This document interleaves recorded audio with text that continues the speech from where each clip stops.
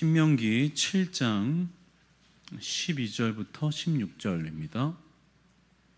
구약성경 273면에 있습니다.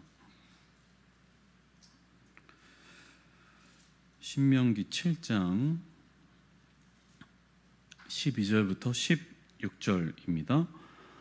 너희가 이 모든 법도를 듣고 지켜 행하면 내 하나님 여호와께서 내 조상들에게 맹세하신 언약을 지켜 내게 인애를 베푸실 것이라.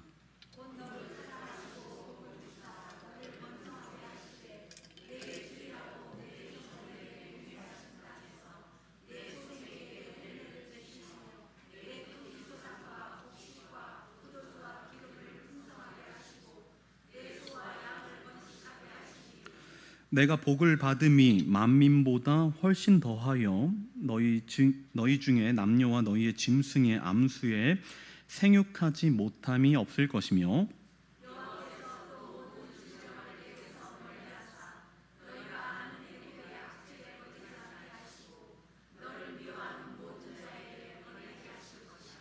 내 하나님 여호와께서 내게 넘겨주신 모든 민족을 내 눈이 긍휼히 여기지 말고 진멸하여 그들의 신을 섬기지 말라.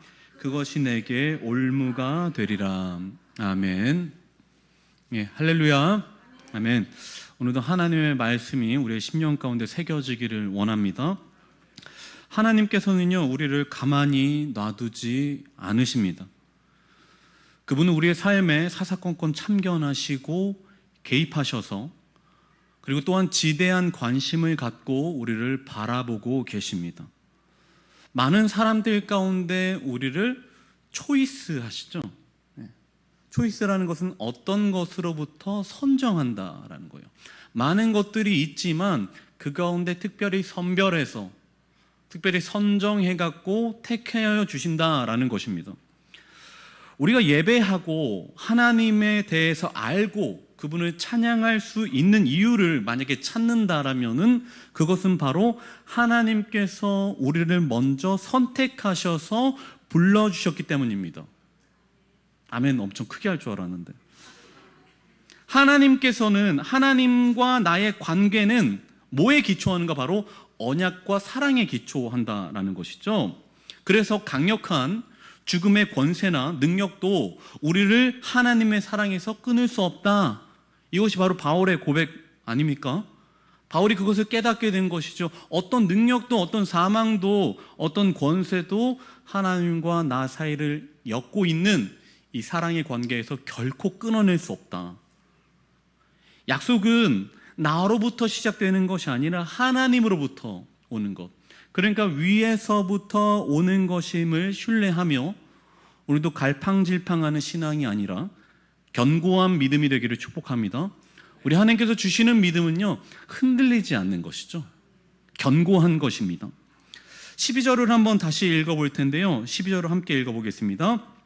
너희가 이 모든 법도를 듣고 지켜 행하면 내 하나님 여호와께서 내 조상들에게 맹세하신 언약을 지켜 내게 인애를 베푸실 것이라. 아멘. 자, 여기서 중요하게 드러나는 단어가 뭐냐면은 바로 언약, 후반부에 나오는 조상들에게 맹세하신 언약, 그리고 인애라는 단어입니다.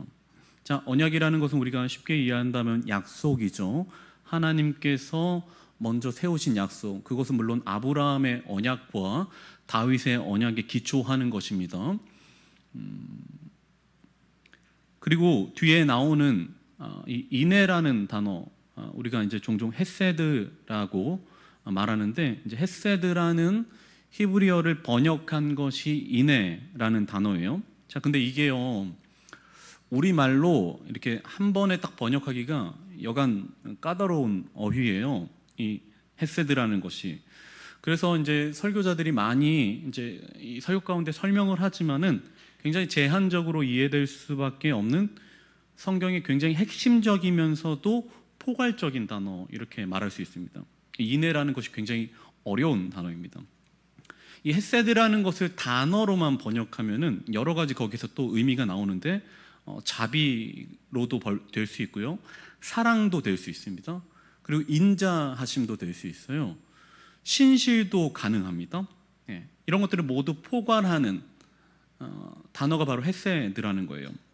근데 오늘은 이 변함없음 그리고 영속적이다 이렇게 한번 제한해서 한번 보려고 합니다. 헤세드는 변함없는 그리고 영속적인 하나님의 사랑을, 하나님의 인자하심을, 하나님의 신실하심을 표현하는 단어라고 할 수 있습니다. 자, 출애굽기 19장 5절을 한번 읽어볼 텐데요. 한번 출애굽기 19장 5절을 함께 읽어보겠습니다.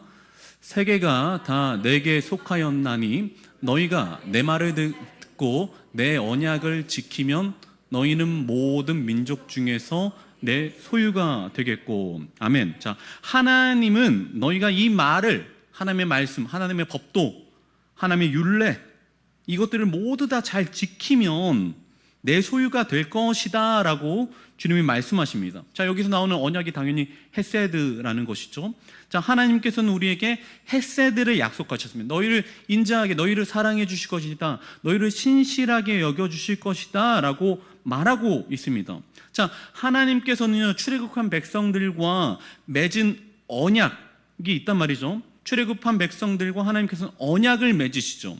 근데 이 언약은요, 하나님과 출애굽 백성들만 세운 언약이 아니라 후손인 우리와도 맺어진 영속적인, 그러니까 영원한 약속을 하나님께서 이미 우리에게 해주셨다라는 것입니다. 그러니까 하나님께서 약속하시는 이 언약과 인애는요, 어떤 한 사람에게만 국한된 게 아니라 하나님을 믿는 모든 성도들에게 영원토록 지속되는 것이죠. 변함없이 되는 것이 바로 헤세드 그리고 언약이라고 할 수 있습니다. 자, 12절에 한번 눈으로 한번 보시겠습니까? 자, 여기를요, 있는 그대로 한번 번역하면 너희가 이 모든 법도를 듣고 지켜 행하면, 요걸 있는 그대로 번역하면 이렇게 볼 수 있어요. 한번 띄워주시면요. 그리고 이것이 있을 것이다. 법령들을 듣고 지키고 행하기 때문에, 이렇게 번역을 합니다. 이제 이거는 이제 문자 그대로 한번 번역을 해본 겁니다. 이것들이 있을 것이다. 법령들을 듣고 지키고 행하기 때문에. 자, 이 말은요, 쉽게 설명하면 이렇습니다. 우리가 하나님의 법이 있죠. 하나님의 법을 우리가 지키고 행했기 때문에, 내가 하나님의 법을 어기지 않고 지키고 행했기 때문에 하나님께서 조상들과 하셨던 그 언약을 기억하셨고 변함없는 자비를 베푸실 것이다. 자, 이렇게 이해할 수 있어요. 우리가 하나님의 법을 지켰기 때문에, 그 이유 때문에 하나님께서 조상들과 하셨던, 그러니까 믿음의 조상들과 하셨던 그 언약, 그리고 그 헤세드를 우리에게 변함없이 베푸실 것이다. 네. 이렇게 이제 번역을 할 수 있습니다. 자, 근데 우리가 이렇게만 보면요, 신앙의 오해가 생길 여지가 있습니다. 왜냐면요, 자, 우리가 하나님의 법을 지키고 행했기 때문에 하나님께서 복을 주신다. 우리가 어떤 선한 행실과 법을 지켰기 때문에 하나님께서 그에 대한 대가로, 보응으로서 우리에게 복을 주실 것이다라는 오해예요. 이건 오해입니다. 자, 출애굽기 아까 읽었던 19장 5절을 한 번만 다시 보겠습니다. 한 번만 다시 볼 텐데요, 제가 어떻게 어디에다 힘을 줘서 읽는지 한번 보십시오. 함께 읽어볼게요. 시작. 세계가 다 내게 속하였으나니 너희가 내 말을 잘 듣고 내 언약을 지키면 너희는 모든 민족 중에서 내 소유가 되겠고. 네, 잠시 띄워주시면요. 자, 제가 어디 좀 힘 줬습니까? 네, 세계가 다 내게 속하였나니. 자, 그리고 나서 너희가 내 말을 잘 듣고 언약을 지키면 소유가 되겠다, 소유가 된다라고 말씀하시죠. 자, 근데 우리가 내 소유가 될 것이다라고 하나님께서 여기서 말하고 있는데요, 이것 이전에 무엇이 먼저 되는가? 바로 세계가 다 하나님께 속하였다라는 것입니다. 하나님께 이미 모든 것들이 속해 있는 그 상태에서 하나님의 부르심, 하나님의 선택이 우선된다라는 것입니다. 우리의 순종과 우리의 복종은요, 그 다음의 얘기예요. 하나님께서 만들어 놓으신 세계가 이미 하나님께 속하였기 때문에 우리가 주님 안에서 순종할 수 있고 하나님의 약속을 지킬 수 있는 것이지, 우리로부터 시작해갖고 우리의 어떤 선함이나 어떤 착한 행실로서 하나님께 올라가는 것이 결코 아니다라는 것입니다. 그래서 우리는요, 이것을 조금 신학적으로 표현하면요, 위로부터의 신학 이렇게 표현합니다. 위로부터의 신학. 물이 위에서 아래로 흐르는 것이 자연스럽죠, 그죠? 아래로부터 위로 올라가는 물은 없잖아요. 위에서부터 아래로 떨어지는 것이 자연스럽습니다. 그러니까 하나님의 은혜와 선택도 어디서부터 시작되냐면 바로 위로부터 시작하는 것이죠. 위로부터. 하나님으로부터 출발하기 때문에 우리의 구원이 흔들리지 않는 견고한 가운데 있다라는 사실을 여러분들 기억하시기 바랍니다. 하나님으로부터 시작되는 것입니다. 위로부터 흘러져 내려오는 것이죠. 우리 장로 교단은요, 이게 굉장히 강해요. 이걸 굉장히 꽉 붙잡고 있습니다. 근데 이제 조금 다른 교단은요, 이렇게 얘기해요. 너의 구원 확실하지 않다. 조심해. 확실하지 않아. 그리고 모든 사람을 하나님이 구원하시겠지. 약간 이렇게 뉘앙스가 그렇게 흘러와요. 너의 구원 확실하지도 않고 뭐 이렇게 하나님이 다 하시겠지, 약간 이런 태도가 있어요. 근데 우리의 신앙은 뭐냐면 하나님의 구원 확실하다. 그리고 하나님이 우리를 만민 가운데서 초이스하셨다. 이게 굉장히 중요합니다. 하나님은요, 모든 사람 다 구원하는 게 아니에요. 하나님은 선택하시죠. 초이스하시죠. 그 가운데 우리를 특별히 사랑하십니다. 다 사랑하시지만요, 모든 사람을 구원하지 않아요. 여러분, 이 사실에 흔들림이 없길 바랍니다. 우리의 구원은요, 흔들려갖고 갈팡질팡하는 게 아니에요. 하나님이 우리를 이미 인쳐주셨습니다. 그리고 우리를 하나님께서 선택해 주셨습니다. 그렇기 때문에 우리는 하나님 안에서 이미 복을 받은 사람들입니다. 이러한 신앙적인 토대 위에서 다시 한번 말씀을 바라보는데요, 그럼에도 자 12절을 한번 다시 읽어보겠습니다. 자 12절 한번 다시 읽어볼게요.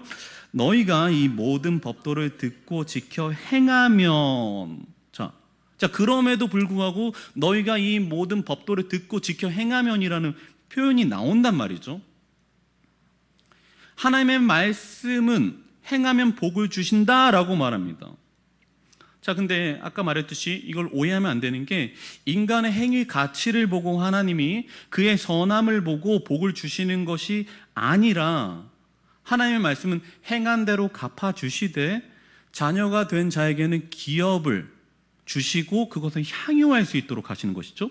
자, 요거를 조금만 다시 이따가 설명을 할 텐데 여기 단락을 기억해 놓으십시오.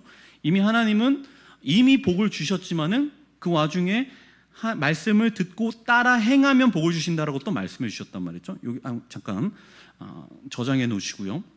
자, 우선 하나님이 주시는 복이 어떤 것이 있는지 한번 13절에서 보겠습니다.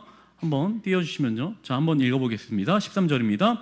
곧 너를 사랑하시고 복을 주사 너를 번성하게 하시되 내게 주리라고 내 조상들에게 맹세하신 땅에서 내 소생들에게 은혜를 베푸시며 내 토지 소산과 곡식과 포도주와 기름을 풍성하게 하시고 내 소와 양을 번식하게 하시리니. 아멘. 자, 제가 이렇게 체크해 둔 것들은 하나님께서 우리에게 직접적으로 아주 구체적으로 주시는 복들, 이런 복들을 하나님께서 우리에게 많게 해주십니다. 많게. 자, 여기서 소생이라는 단어가 눈에 띄는데요. 소생이라는 단어가 원래 의미로 보면은 어떻게 되어 있냐면은, 이 소생이라는 게 바로 여성의 자궁의 열매다 이렇게 되어 있어요. 그렇죠? 하나님께서는요, 인간에게 복의 열매로서 뭘 주냐면은 자녀를 주십니다. 복의 열매로서 많은 후손을 주십니다. 그리고 생육하고 번성하는 하나님께서 주신 아주 원초적인 복을 인간에게 허락해 주신다라고 말씀하십니다. 자, 창세기 22장 17절에 나오면은, 자, 아브라함에게 주신 하나님의 복이 아주 뚜렷하게 나타나죠. 함께요. 내가 내게 큰 복을 주고 내 씨가 크게 번성하여 하늘의 별과 같고 바닷가의 모래와 같게 하리니 내 씨가 그 대적의 성문을 차지하리라. 아멘. 무별처럼 바다의 모래와 같이 주시겠다. 무엇을요? 자녀를. 우리도 바다의 모래, 무별과 같이 하나님 우리에게 자녀를 허락해 주십시오. 이렇게 기도를 하죠. 예, 이 기도는 매우 합당한 기도입니다. 아브라함에게 하나님께서 주셨던 복이기 때문에 우리는 이 기도를 많이 하고 구해야 됩니다. 자, 근데 우리가 이렇게 기도할 때에 정말로 하나님 우리에게 자녀를 하늘의 무별과 같이 그리고 바닷가의 모래같이 주십시오 이렇게 기도하면 안 돼요. 이것은요, 아브라함에게만 하나님이 특별히 주신, 그에게만 준 하나님의 약속과 말씀이거든요. 그에게 주신 특별한 은혜라는 것입니다. 여러분 혹시 여기에서 여러분들 가운데 10남매 이상 계십니까? 10남매 없어요? 아우 다행이다. 8남매도 없어요. 5남매 이상 계십니까? 한번 손 들어와 주세요. 5남매 이상. 아유 좋습니다. 10남매 진짜 없어요? 다행이다. 네, 10남매. 제가 아는 분 중에 이제 전에 사역할 때 11남매를 키운 권사님이 계셨어요. 그래서 우리 흔히 자녀를 많이 낳는 것이 큰 복이라고 생각하니까 제가 물어봤죠. 야, 어떻게 11남매를 키우셨습니까? 대단하십니다. 하나님의 복을 많이 받으셨군요. 그랬더니 그분이 뭐라고 하냐면은 내가 20년 동안 배가 불러 있었다. 그러네. 생각해보니까 그런 거예요. 11남매면 20년 동안 배가 계속 나와 있었던 거예요. 자녀가 있는 것은 복이지만 그렇다고 10명씩 있는 것, 그건 여성에게 학대입니다. 무슬림도 한 5, 6명 이렇게 낳지 10명 낳고 이런 거 없어요. 냅다 많다고 다 좋은 것은 아닙니다, 여러분.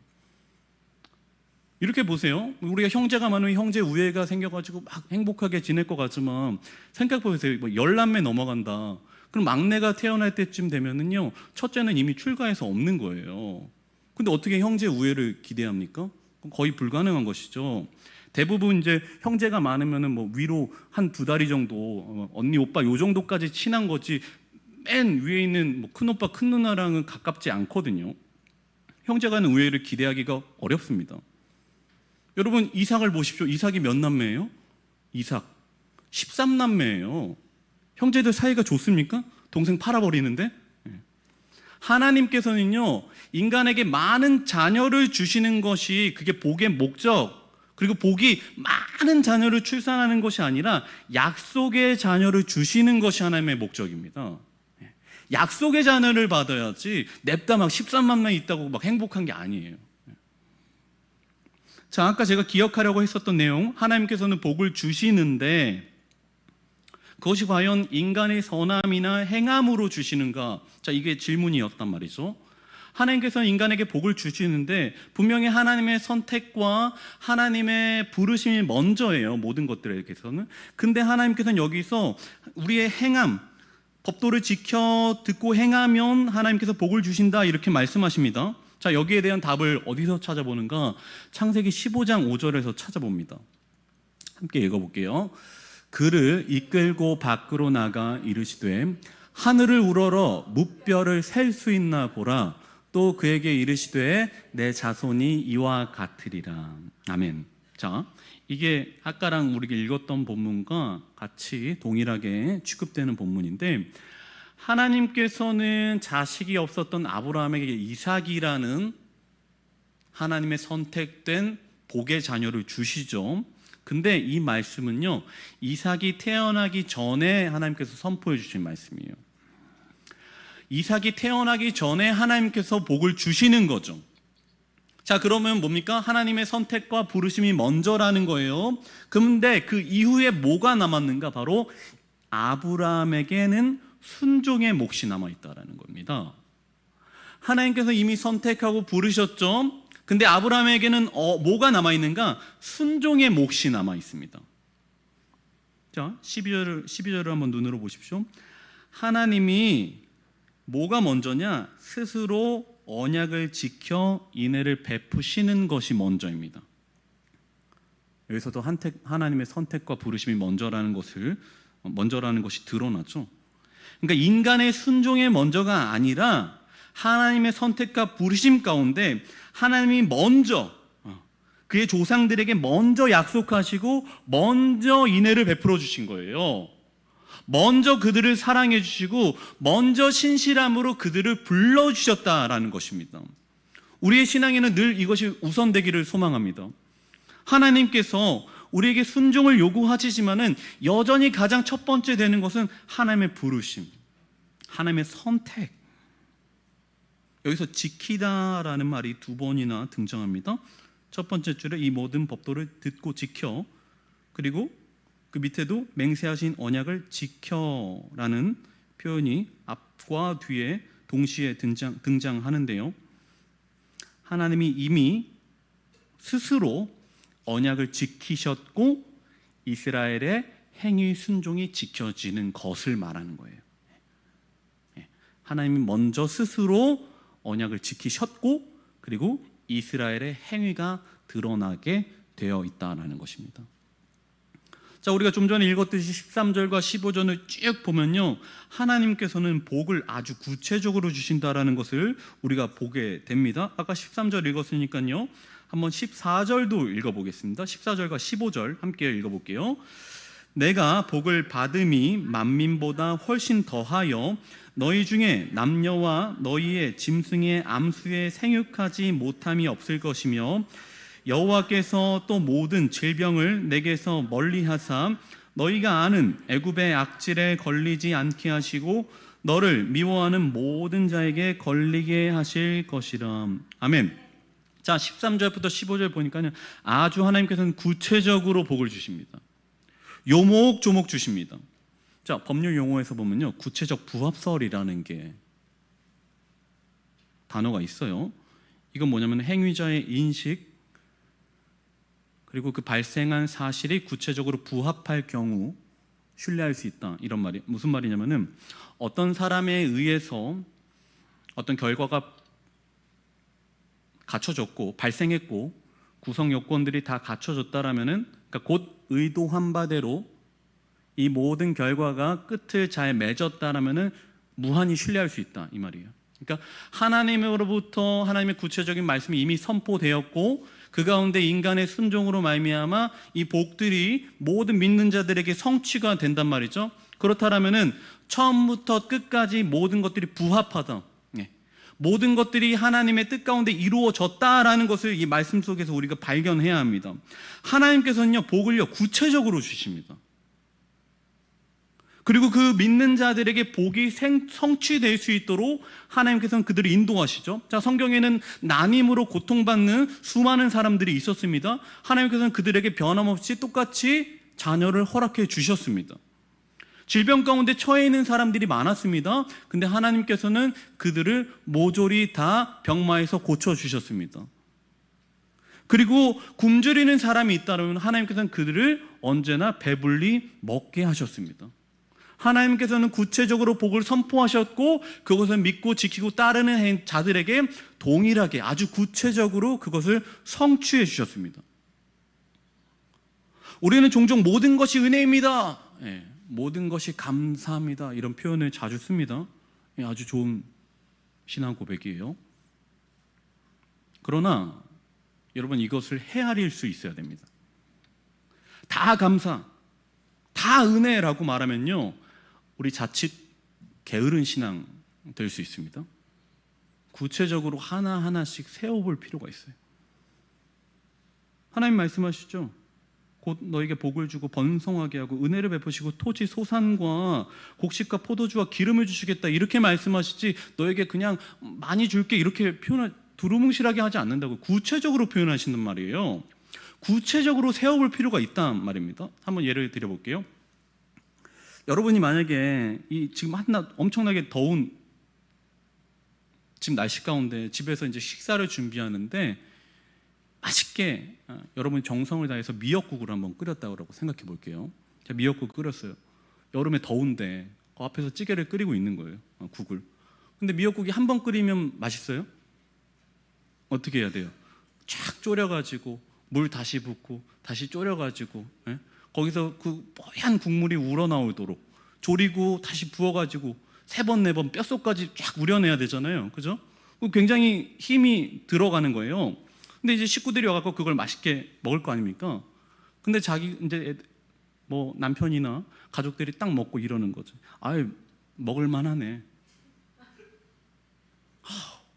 말을 해도 그렇게 꼭 밉게 맛있다고 하면 안 됩니까? 네. 그걸 구체적으로 맛있다, 너무 수고했다, 좋다 그렇게 말해야지. 먹을 만하네. 얼마나 얄미워요, 그죠? 그렇게 하시면 안 됩니다, 여러분. 맛있다고 해야지. 그걸 표현해야지, 구체적으로. 그냥 눈만 껌뻑껌뻑 쳐다보면 안 돼요. 그건 잘못한 것입니다.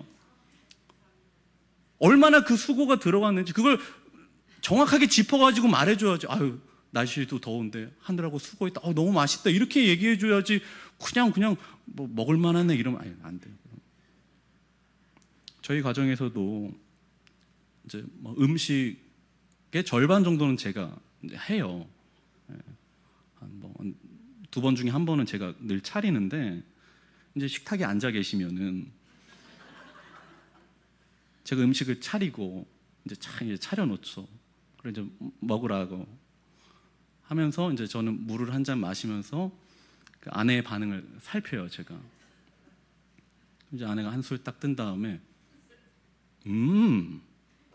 이렇게 하면 맛있는 거예요. 그날 최고 맛있는 거예요.